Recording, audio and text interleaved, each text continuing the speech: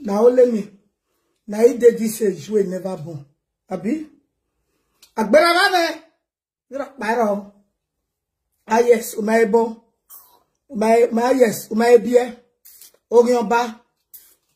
Simple, you're baro. Agbera rave. You're baro na ata betene na na kata. They no ata never make kata. So try. Well, it's just like another beer. Imagine beer. It's not a new thing. That's just a real maybe. It's not a crime. Hey, I'm me. Imagine it's more better than. Okay? So I balance. What you say now before? I just stubborn faith now. I don't strong. The most important thing, I'm not biting you by your shine. Now me be Queen Yori, aka Yori no more. So I parle la tête. Gomeri va être un ado hume for na the Christ. The most important thing is never of him. Honey maybe c'est pas grave. Il mourrait. Il mourrait à son gomme. Guy, I got na ya mo gbe moka.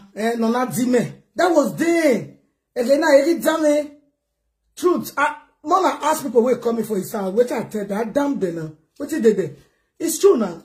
I got no maybe it's true. Me make a beer na guy. Maybe a mama ila la jangai. One day la la ja. Just a little bit technical. A television mo ya no revena. One mo go me no man no mo. Saloba no wo go me. Ya nwa me. Ukpok mana na ya inform wo wana. Ma wo bi mo gba lo ye you wana. Odo de ba me lo ye be de kun na. Bo ama wese. Agana me bia ma won mi no di me gbe na. Emi oge. Where jore me bia me mi ro pa na. It's true me gele bia ga. Omo me la dia. All la dia one day. One day all la dia chon salopa. Oni mi ro pa. Oni mi ro pa. Jore me bia it's not a big deal. It's not anything. Emi ro pa. And maybe say we gbe stack pa no ata no. It's true. Emi no ro my bag mo ya ge on. O ma na je mo gbe mo kan denu he ya gbe mo kan no re anyway. E ro na. One day it's true. You see megale bia na ga no ma bia hin. E ma tagelo no ma tori. Anybody no really je mo gbe mo kan ma tori. Ga no ma bia hin. It's more better we do well. It's more better we do gbo we jo or do last son do mo we do mu ye ko me. Or do gbo we do viola we megale bia o ma tori. Wa ya gbe mo kan. Won Saloba dona touch Saloba vekete o jineri mami ayagbe moka because e mo pa abi bedi na whether the devil like it or not ma wo mi won pa bi bedi agana ma bia geleki it's not in it any no umana e bia agana ma bia o second name we era we jo ga ti we jore agana ma bia o second name we yes agana ma bia o second name we okay mommy jore no mo ka na pa wa ti agana ma bia ma mi ni agbera rane again me ya feel egbera ne again ya me baby faith egele kina na egele bie de yo aye mo gbe mo kan o nonsense what it be de you see ya le zebo we see and believe about see and believe in yata see and believe it's true na ma egele bie aga na ma bie egele ki ya le tie mi no ro ma gbe oh mami the most important thing ama we je me wo to take cashew simple. Oh, mommy, you just ma feel where you are one day. Era mo wisdom, era mo this religion, era me ba, you just ma ya wa gbo wi so I can not be a hin kai. Ni ma ko ma wan wa bere si dai. Kai your mama lie. Kai. Mama lie bere e 30 ni jo na hin. One day want the more lie. E tin saloba no we no wa ya fefe no wash me na. O be we me. Okay? I can not be a gele.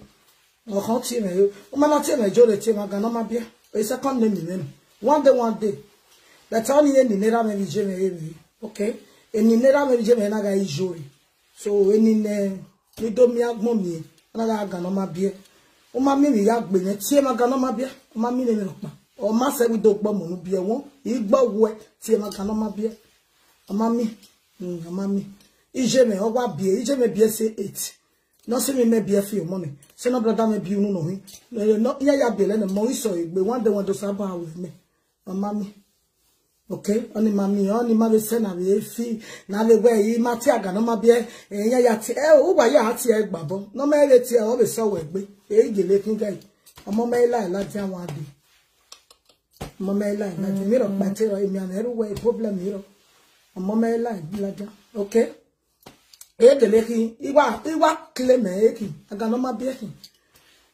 oruwe bible e la ya na ti aga no ma bo kekere ro so ba na kin ya wo ni o mami is not a crime. Eti gbe happiness me. Oga gbe happiness mu wera pa hin, wera we hin. So eti gbe happiness me. Wa ya fefe wa ewo we me no neru me. Okay? Wa o we ni ga ikun ni na ga ti ni nu u pray me ke ni to tayi ba. O pogbon ma be lana. Emi ro pa re hospital ni ya we mi ro pa re mi an ro nothing everything oro gbe ya kwa mi. So only mami then bonela ti na ga no ma bie una ba vie e ma love you manage no ya vie you let you know what amata ma we emi no ro we gbe wo mo se awu mo se o ma na bia wo ma bia so it's not a big thing many emi ro pa ga no ma bia hin it's true yes I'm married it's not a crime if na the name we una like mami ije me ragbon o ma ti o ma ro pa ga no ma bia one day so but the problem here, here work by my really is a dear big so ganama be no. Akpa we tuti na yo one ina gele ayo yo o kan egbe cause oni eku no what is your one we ayo leluwa oni emi ro pa ila soro wa ti yan ganama gbe ye gbowi wewa me gbo wo wa ro pa wa igbe bi wa yi before ma tete magana be do adjust ni bi yi we na finish I've give my life to Jesus yi we no o ma to re ona mo wa ri cousin wa go cheko na gana be ya se ba ni kam ya wo ma to re ma to gele te me gele bi be re ko me no re o mo me la re be re ya o mo me la re o la re okay worry Mamia, aganoma bieking is true, Matori. Why I sing one, the musician here releasing one. Is already aganoma bia, geleno, we make a bia. Yes, aganoma bia is second name. It's not beauty. Now I'm going to be any emirokba. Any history no roton efo, any history. But una feel where you are. Una geliga matter history no amobore doga aga na mabia na mami ni mirokba kon we no tata e accept e aga ni avie yo gbera ni aga na mi aga gogo yo he mo go mo second name no eke aga na mabia we ijore o yo mo ze eke aga na mabia tare ikpo bonu atare yo okay c'est pas grave when you French kai oni mami ni mirokba. Like my video, they record me. I want to record them anytime. How we are keeper? What keeper? Deja. Maybe what a quarter away. Why is you know? A mammy never rock back. A mammy. I'm gonna do anything. I don't know. I don't know. Maybe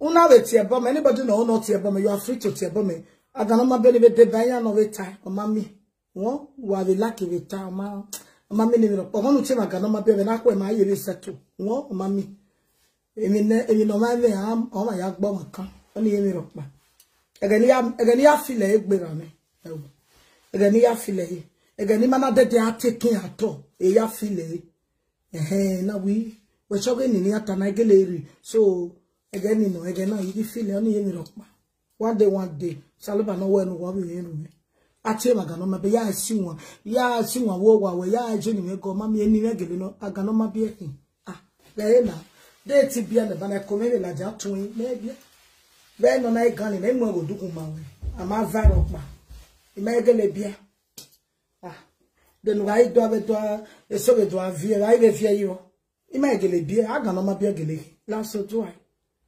ni mi ropa